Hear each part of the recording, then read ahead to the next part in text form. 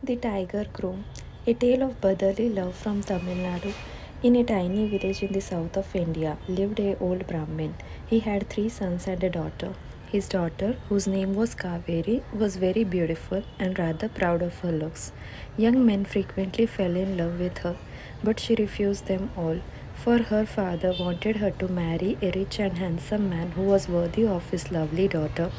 Now it so happened that in a nearby forest there lived a tiger. He was a fierce character and everyone was afraid of him. What no one knew was that the tiger had a magic powers which he would use to transform himself into anything or anyone. The tiger had heard of the beauty of the Brahmin's daughter. I should try for her hand in marriage, he thought. She will make me a fine wife. She might even cook my meat for me. I am so sick of eating it raw. The tiger uttered his magic words and turned at once into a young handsome Brahmin. He went to the maiden's village and sat down on rock. He began to narrate tales from the Ramayana out loud.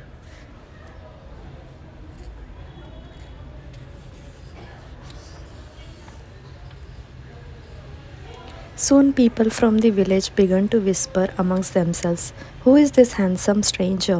they said. "His name so learned," they whispered, as they flocked to listen to him. Finally, word of the stranger reached the old Brahmin. "This is the man I must marry my daughter to," he decided. Off he went to meet the young man. He too was beguiled by his charm, and soon the young man and the beautiful Kaveri were married. After staying in the village for a few days, the groom decided it was time to take his wife to her new home.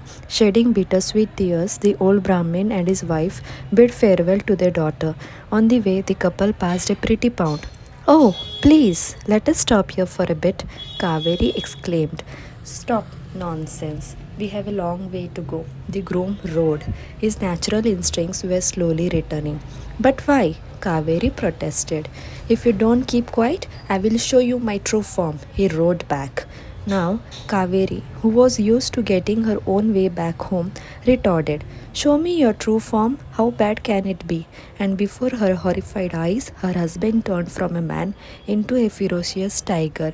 The poor girl was truly stuck now. The next few months were a nightmare.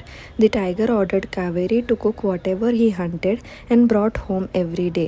She worked from dawn to dusk. Finally, unable to bear it any longer, Kaveri wrote a letter to her brothers on a palmyra leaf. She tied it to the leg of a crow and asked the crow to take it to her village. When the brothers received the letter and read it, they were alarmed. "Our sister married to a tiger? We must rescue her," they raged. They set off at once. They took with them an ant, a donkey, a thick branch from a palmyra tree, and an iron tub. When they reached their sister's home, her husband was away.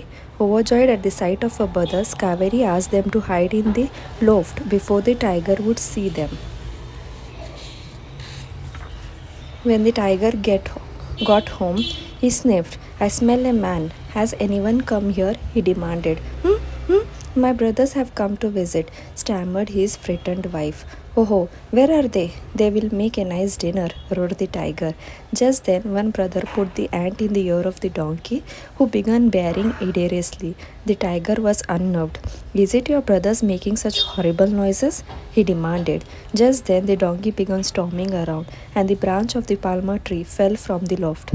"This is a gant leg," shuddered the tiger. "I have never seen such a leg.